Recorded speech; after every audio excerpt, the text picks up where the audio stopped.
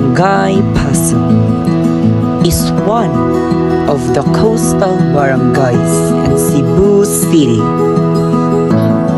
known for its vibrant community, rich culture, and resilient residents.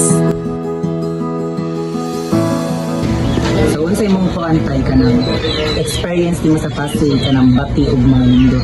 Para ginako sa ako lang pa rin wala. Nagtubog niya ko din ka nag-edad pa kung bisan niya sa pagpuyo. Laon pa man eh. Anong depende na sa tao nga inerte ka sila. Kaya mo ba mga tao din sa una, man pa masoon. Kaya tagan ko nung kwarto. Nangaraan na lang kong puyo rin. Nangapo na lang kong daghan. Anak ko yung apong tuhod. Wala ko kung anak tao, kinayas tao. Dili mo ko maka-eskwela sa Carlo. So, auto ba ko sa elementary gani? Wala mo tayo kwartay kagat ka. So, unsa imong nakuha lang nabatian nimo sa Pasig? Like, hugaw ba siya? Adin eh, sa una ng Pasig, pati gini isugar baho tungkol sa buno. Pero karon ang makabaho dito Pasig ang Discord.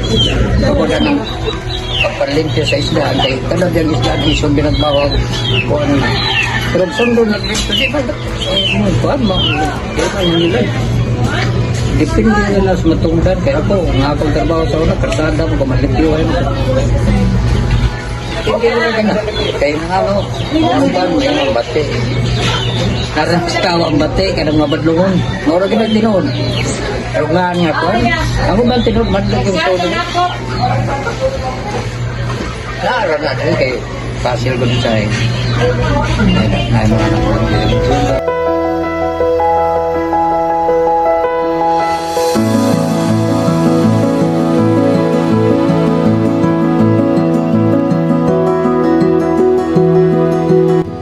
So, unsa imong ganahan sa Pasig?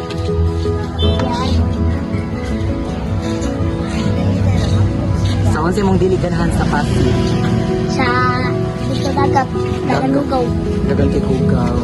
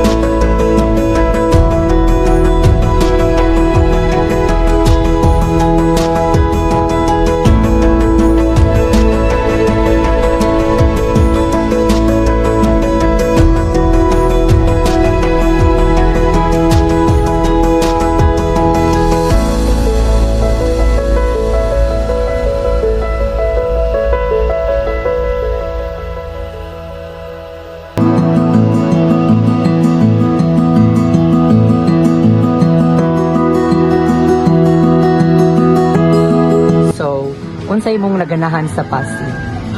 Sa Pasig is kanang naadjud sila kanang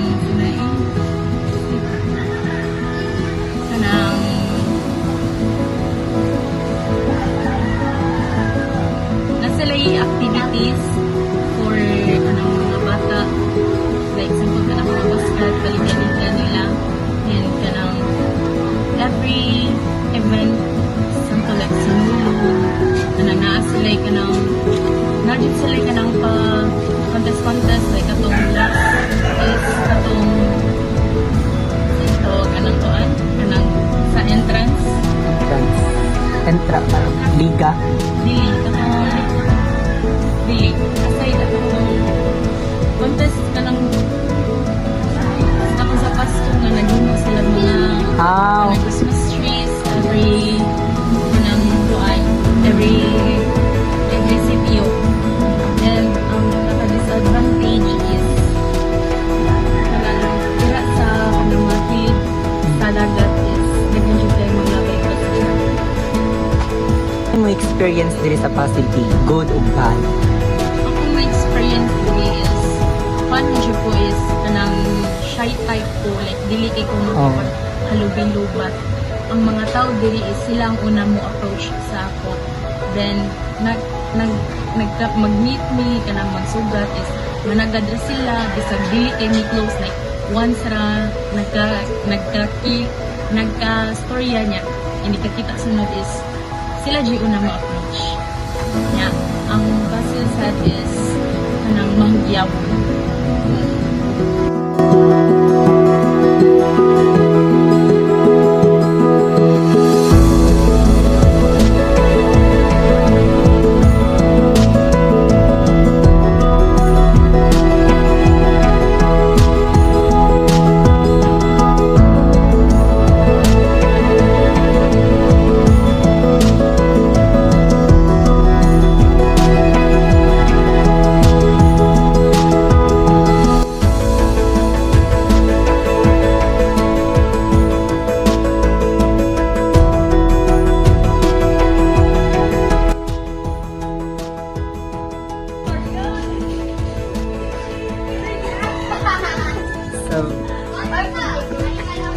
So, pwede ka na mo-interview on page. So, kanang ang among question tiba kay related ra sa pasil, kanang unsay imong naganahan sa pasil ti ganahan ug dili mo naganahan niya ay kanang nakakuha sa imong experience. Kanang ari jud ko nagdako sa pasil, ari ko niya kabuhi jud. So ako mga ganahan kay everywhere kay naa jud mga pagkaunan, unlike sa lain na lugar like sa village na if mo ari nakasalas 12 wala na kay need pa ka magluto, if igutom ka mag-crave ka. Pag ari ka sa pasil kay kalakaw nimo sa kanto nimo sa esquina na dayon na nilalaghan daghan ka kapilian mga variants of foods.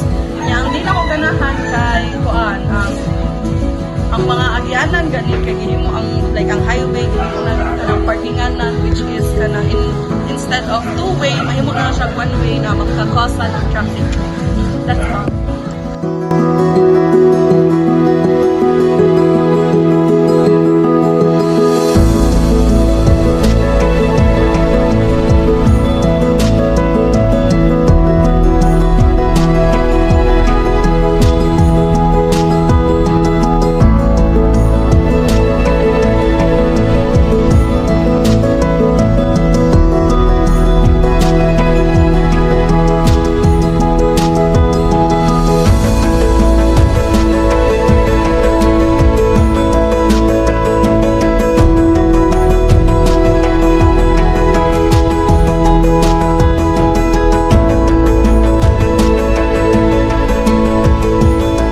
Despite its environmental challenges, Barangay Pasil remains a beautiful place because of its resilient people, strong community spirit, and rich culture.